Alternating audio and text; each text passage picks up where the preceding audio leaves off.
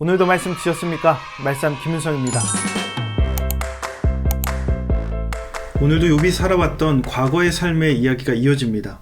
욥은 자신의 과거의 이야기를 하면서 자신이 하나님께 징계받을 만한 일을 한 적이 없다라고 이야기하는 겁니다.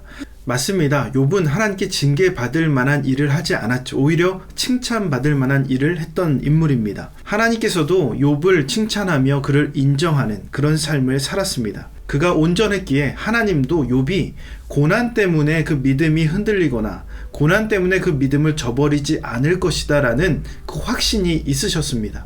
그래서 욥에게 고난을 허락하신 것이죠. 하나님도 인정한 욥의 그 과거의 모습을 한번 살펴보십시오. 6절 말씀입니다. 하나님께서 나를 공평한 저울에 달아보시고 그가 나의 온전함을 아시기를 바라노라. 공평한 저울에 자신의 삶을 달아서 다시 평가되기를 바라는 거죠. 즉 자신의 삶의 내용이 공개돼도 될 만큼 온전하다라는 것을 주장하고 있는 거예요. 우리의 삶은 어떻습니까? 많은 사람 앞에 내가 살아왔던 삶의 모든 내용을 공개될수록 우리는 그 죄의 무게가 드러날까봐 두려운 마음을 갖고 있다는 것이죠. 그러기에 오늘 욥을 통해서 하나님도 인정하셨던 그 욥의 온전한 삶이 무엇인지 두 가지로 정리하겠습니다. 첫 번째로 온전한 삶은 본능을 거스릅니다. 1절 말씀과 9절에서 10절 말씀을 보겠습니다. 내가 내 눈과 약속하였나니 어찌 처녀에게 주목하랴. 만일 내 마음이 여인에게 유혹되어 이웃의 문을 엿보아 문에서 숨어 기다렸다면 내 아내가 타인의 맷돌을 돌리며 타인과 더불어 동침하기를 바라노라.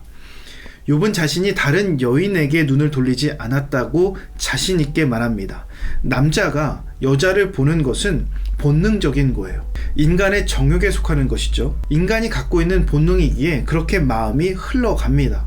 사사시대를 보십시오. 사사시대에 우리가 잘 알고 있는 사사 가운데 하나가 바로 삼손이죠. 삼손이 성경에 등장해서 가장 먼저 이야기했던 말이 어떤 이야기였냐면 내가 한 여자를 보았다라는 이야기를 꺼내요. 결국 삼손은 자신의 본능을 거스르지 못해서 들릴라를 통해 블레셋 민족의 손에 잡혀가게 되죠. 그러므로 시선과 생각과 마음을 더럽히는 그 본능을 거부할 수 있어야 된다는 겁니다. 시선으로 들어오는 그 본능적인 유혹들이 굉장히 무섭습니다.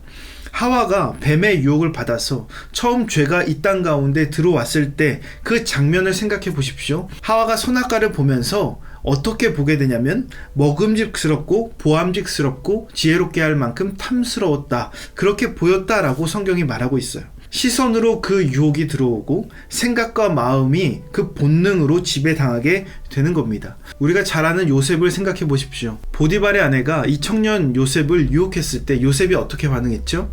하나님 앞에 죄를 범할 수 없기에 그 자리를 떠나게 됐습니다. 그 자리를 견디며 이겨내고 그 상황과 환경에 머물러서 그것을 이겨내겠다라고 기다린 것이 아니라 그 상황을 피했다라는 것이죠. 본능을 거부한다는 것은 그 자리에서 피하는 거예요. 본능을 거부한다는 것은 그것이 다가올 때에 견디며 이겨내겠다라고 하는 것이 아니라 우리가 그것을 이겨낼 수 없기에 피해가는 것이 바로 거부하는 겁니다. 그런 조건을 처하지 않기 위해서 사전에 예방해야 되는 거죠. 그런 조건에 처하지 않기 위해서 사전에 예방하는 삶을 살아가야 되는 겁니다. 그런 삶이 온전한 삶이다 라는 것이죠. 두 번째로 온전한 삶은 자신의 힘을 과시하지 않습니다. 13절과 14절 말씀 보십시오. 만일 남종이나 여종이 나와 더불어 쟁론할 때에 내가 그의 권리를 저버렸다면 하나님이 일어나실 때에 내가 어떻게 하겠느냐? 하나님이 심판하실 때에 내가 무엇이라 대답하겠느냐? 이 13절 이하의 말씀 23절까지 쭉 보면 약자들을 대하는 그 욥의 태도가 드러납니다.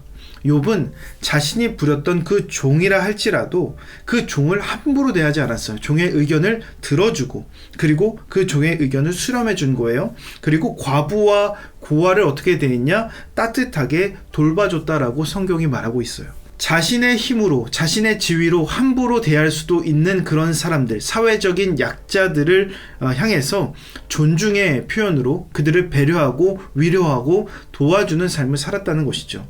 자신이 가진 것을 과시하는 데 사용하지 않고 배려와 선행을 베푸는 데 사용한 겁니다. 그러기에 자신의 능력과 서열과 지위와 직책을 우리가 선하게 활용할 수 있어야 되는 겁니다. 높은 지위와 직책과 그런 서열들이 나쁘다라고 이야기할 수 없어요. 그것을 나쁘게 사용하는 것이 문제라는 것이죠. 자신을 드러내는데, 자신을 높이는데 사용하는 것이 아니라 그것을 베푸는데 사용할 수 있어야 됩니다. 그러기에 온전한 삶의 절대적인 조건이 있다면 바로 겸손과 절제라는 겁니다. 겸손과 절제함이 없으면 절대로 온전한 삶이 될 수가 없죠. 예수님 시대의 바리새인 서기관들을 떠올려 보십시오. 높은 직책에 있었습니다. 사회적 지도층에 있었습니다. 그런데 그들이 가진 능력과 실력을 가지고 자신을 드러내는 데만 사용했어요. 보여주기 위해서 살았습니다. 그러기에 그들은 자신을 가진 것으로 자신을 드러내며 어떻게 사용했습니까? 약자들을 핍박하고 정죄하는 데 사용했다라는 겁니다. 겸손과 절제는 온전함을 부르지만 과신은 교만과 정죄함을 부른다라는 것입니다. 욥은 절제했습니다. 겸손했습니다. 그러기에 하나님 앞에서 인정받는 그 삶을 살았다라는 것이죠. 우리가 오늘 이 말씀을 묵상하면서 오늘 우리도 과거의 욥의 삶의 모습처럼 하나님 앞에 인정받고 하나님께 칭찬받는 그런 온전한 삶이 되시기를 주님의 이름으로 축원합니다. 몇 가지 묵상 질문 알려드립니다. 하나님의 저울에 올라섰을 때 여러분의 영적인 무게는 어떻게 되십니까? 여러분의 시선과 생각을 지배하는 본능적인 죄의 모습은 무엇입니까? 자신에게 주어진 힘으로 누군가를 함부로 대한 적은 없습니까? 이 묵상 질문을 곰곰이 생각하시면서 오늘도 실천할 수 있는 구체적인 계획을 세워보시기 바랍니다. 오늘 말씀의 내용이 도움이 되셨다면 좋아요와 구독 꼭 눌러주시고 이 말씀이 여러분의 삶이 되기를 예수님의 이름으로 축복합니다.